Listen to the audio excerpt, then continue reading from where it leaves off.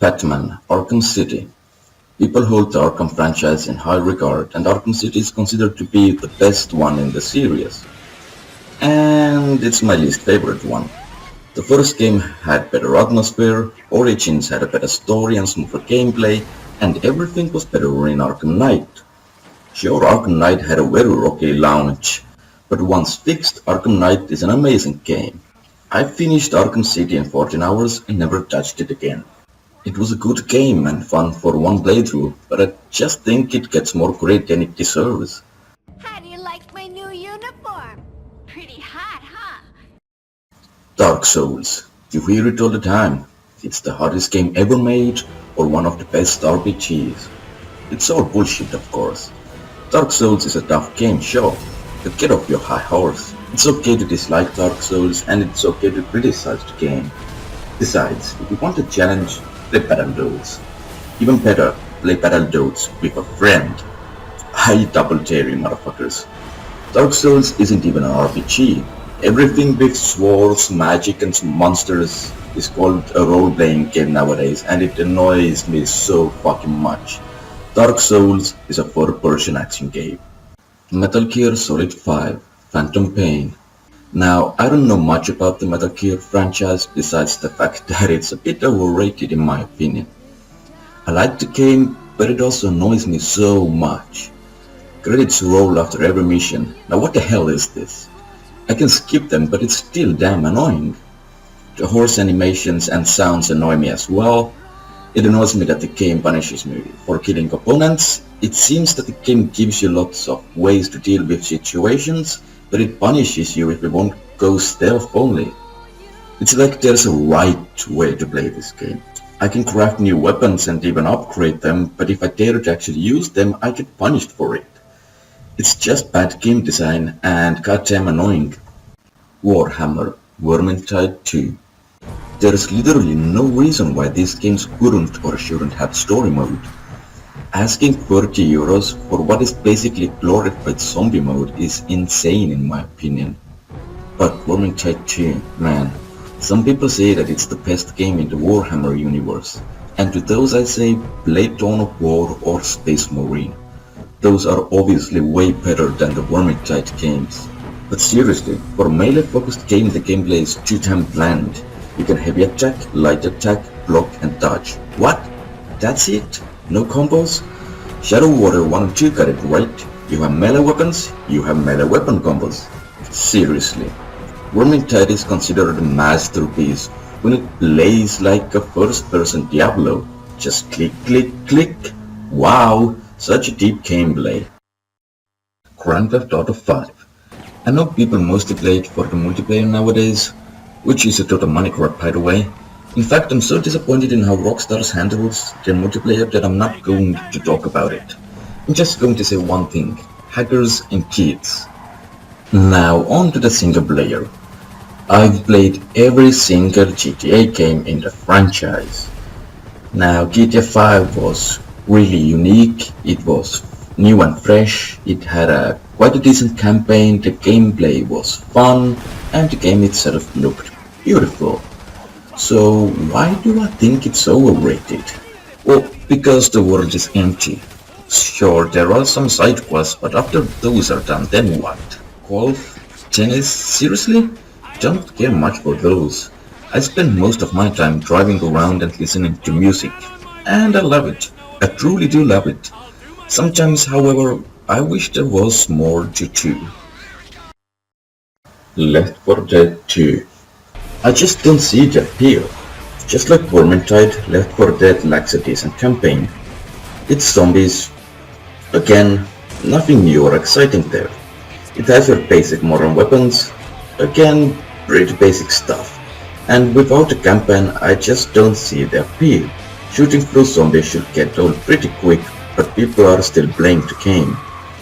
Sure, mods add some replay value to it, but the core idea stays the same. I had my fun with the game, and I just think it's way too overrated is all. PlayerUnknown's Battlegrounds, also known as PUBG. I'm going to piss off a lot of people now because fuck this game. It's the only game on this list that I don't like. People say that it's the first Battle Royale game, and it's kind of true. Battle Royales already existed through mods in Minecraft and Arma 2, and those modders deserve the real credit. PUBG just took their ideas and made it into a standalone game. Now, I've never played Fortnite, but Fortnite seems way more fun. Okay, now all the hardcore people would come in saying that Fortnite is for kids and PUBG is more tactical and blah blah blah. And no, it isn't. If you want tactical, then go play any of the Rainbow Six or Arma games. Besides, it doesn't matter which one is more tactical, what matters is which one is more fun. Oh, and if Fortnite is for kids, just because of its art style, then we should hate on Borderlands and Telltale games as well, right? Half-Life 2 came out in 2004 and it looked amazing. The first time I saw the game, I couldn't believe how good the graphics were, and the game itself, well, it was pretty darn good. A lot of people, however, consider it to be one of the best, if not the best, first-person shooter ever made. Oh, come on now, it wasn't even the best shooter of the year. 2004 itself was an amazing year for first-person shooter fans, and the best of the year in that category was The Chronicles of Riddick: Escape from Butcher Bay, in my humble opinion, of course. In 2004 we also had Unreal 2, Rainbow Six 3, Battlefield Vietnam, Unreal Tournament 4, Counter-Strike Conditions Zero, Far Cry, Painkiller, Call of Duty United Offensive, Drone 2, Counter-Strike Source, Medal of Honor Pacific Assault, Halo 2 and Doom 3. Wow! Counter-Strike Global Offensive. The best multiplayer shooter on the market? Nope, definitely not. Well, it surely is the best shooter on Steam, right? Nope, sure isn't. But it is the best tactical shooter?